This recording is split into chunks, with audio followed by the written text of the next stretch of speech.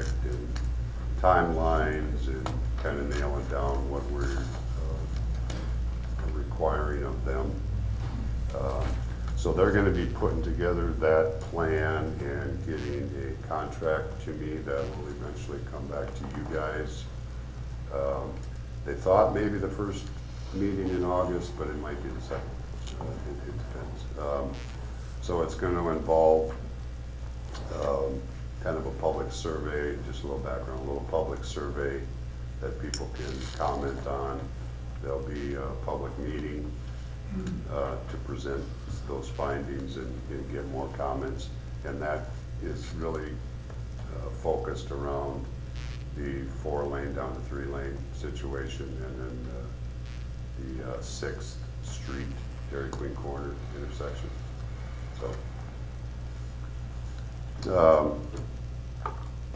So that's that one. The other thing I have is, I think I all made you aware of what happened at the community theater over the 4th of July holiday. So just to let you know where that's at now.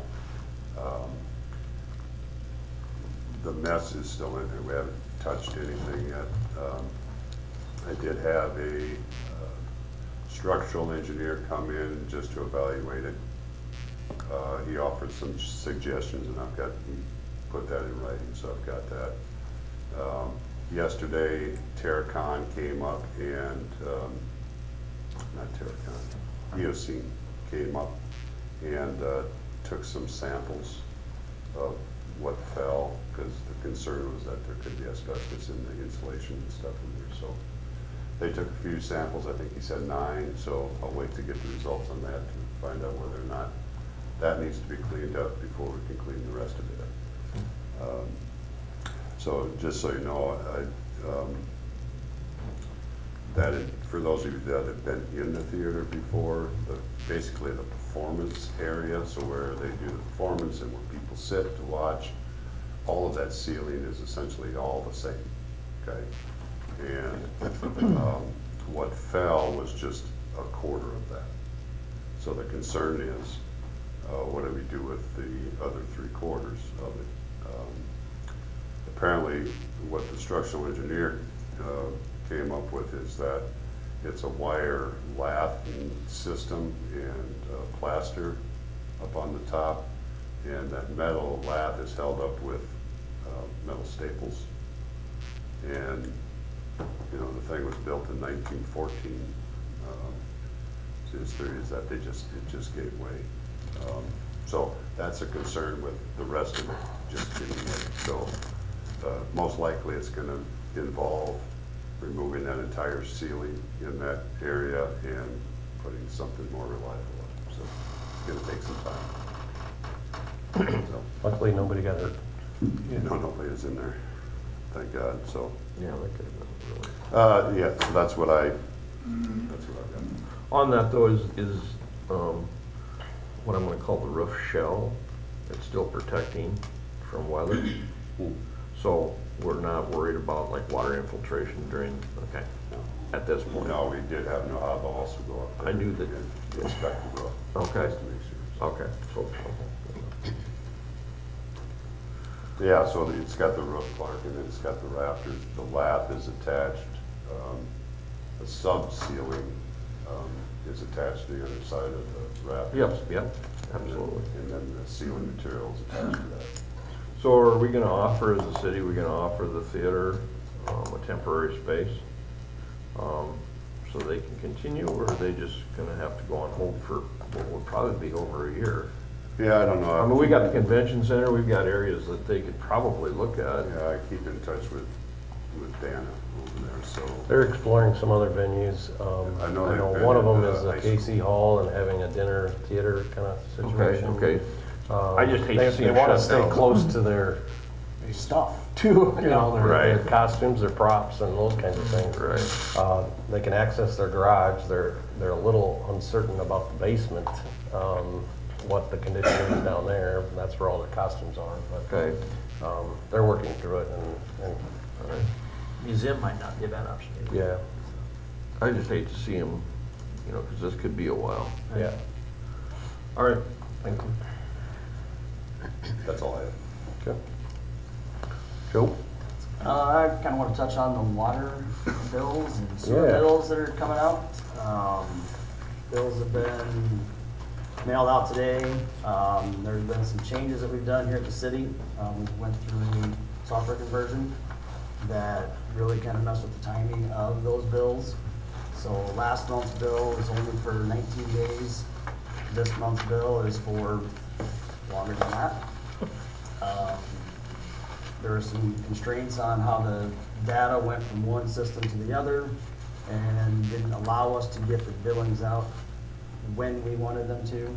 We're kind of tied to what the software was able to give us for data, so we had to use that. And then instead of running bills twice in a month, we decided to stretch it out over an extended period, which is unfortunately going to make usage higher.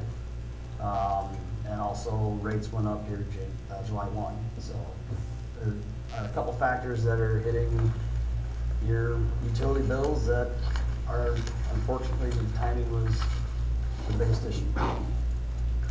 But on that note, the bills that people are talking about on Facebook today, they shouldn't have that same amount next month, assuming the usage is the same, because it's about half again. Correct. Yeah. It'll be a regular 30-day cycle moving forward. The changeover is done, so everything moving forward should be as it used to be. More consistent. Yeah.